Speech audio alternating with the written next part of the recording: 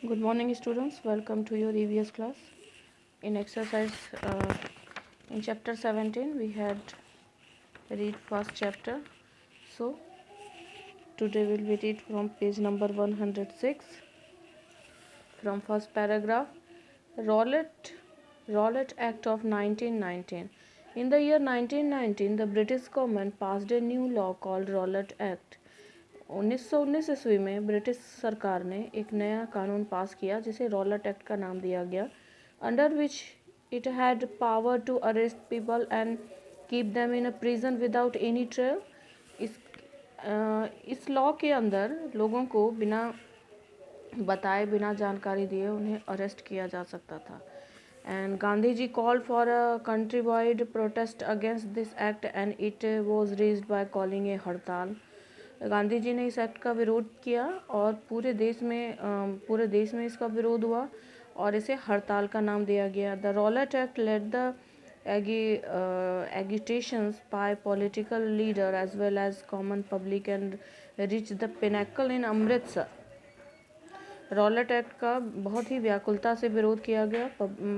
सारे राजनेता जितने भी पॉलिटिकल लीडर्स थे, जितने कॉमन आम जनता ने भी इसका विरोध किया और ये आग कहाँ तक पहुँच गई? अमृतसर तक, पंजाब में। Where two leaders of INC as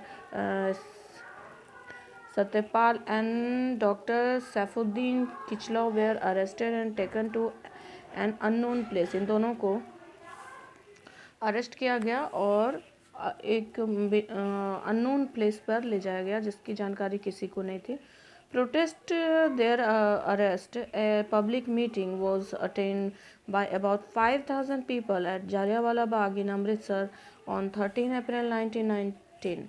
13 April 1919 को इसका दोनों को जो अरेस्ट किया गया था, इनका विरोध करने के लिए जालियांवाला बाग में, अमृतसर के जालियांवाला बाग में 5000 लोग इकट्ठा थे। It had one entrance get only, और सिर्फ एक ही एंट्रेंस था, आने जाने का सिर्फ एक ही रास्ता था। The British General Dyer block the entrance. उन्होंने जो ब्रिटिश जनरल थे, जनरल डायर, उन्होंने वो एंट्रेंस ब्लॉक कर दिया, रोक दिया with the troops and commanded them to fire on the gathered people without any warning। बिना वार्निंग के उन सारे लोगों पर फायरिंग शुरू कर दी गई। The firing lasted for 10 to 20 minutes, killing about 1000 of people and many people were left wounded। और ये फायरिंग कितने मिनट तक होती रही? 10 से 12 मिनट तक होती रही और करीबन 1000 लोग मर गए और बहुत सारे लोग घायल हो गए। This Bhaskar of Jallianwala Bagh was a worst picture of British rule. ये जालियांवाला हत्याकांड जो था, ये ब्रिटिश सरकार का सबसे ही गंदा रूप था। This shattered the faith of the whole nation and provoked a great rage amongst the Indian against the British government। और इस वाले घटना से सारे भारतीयों में ब्रिटिश सरकार के विरुद्ध गुस्सा आया और वो विरोध करने लग गए। नॉन कोऑपरेशन मूवमेंट, असहयोग आंदोलन।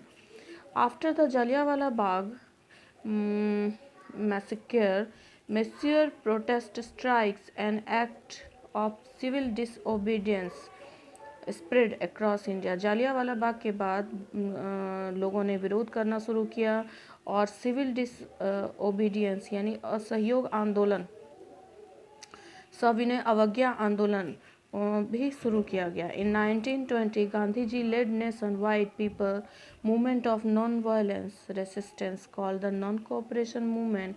It open the Gandhian era in the Indian independence of movement. 1920 ईस्वी में गांधी जी के नेतृत्व में लोगों ने असहयोग आंदोलन शुरू किया और ये जो था एक एरा था, इंडिपेंडेंस मतलब स्वतंत्रता प्राप्त करने के राह में ये एक बड़ा कदम था। According to the movement, Indians did not cooperate the British government and started breaking the law deliberately।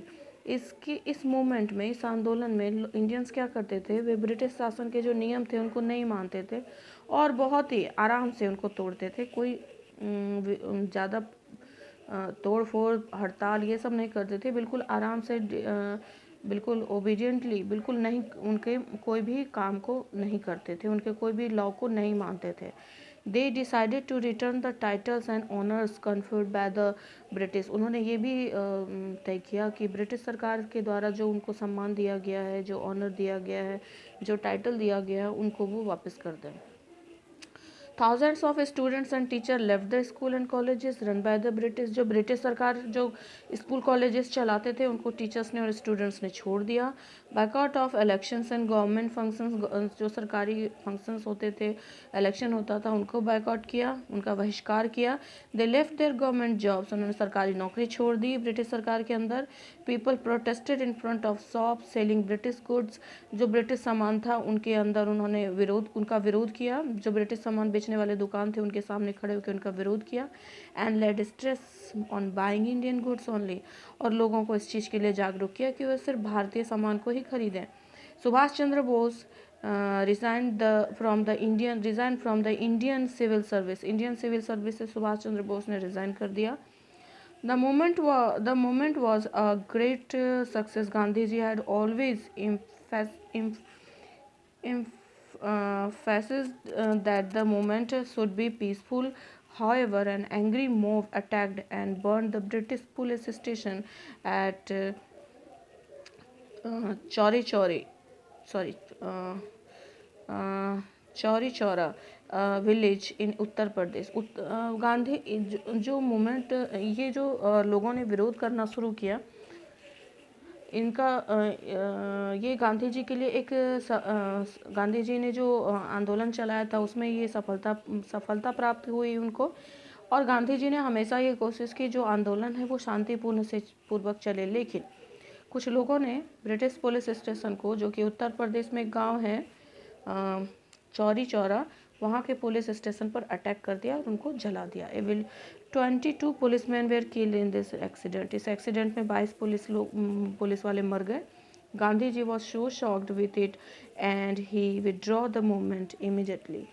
फिर इस कारण से गांधी जी को बहुत दुख हुआ और उन्होंने इस आंदोलन को बंद कर दिया। Okay class, read this page carefully and rest of chapters we will read on our next video. Okay, bye class, take care.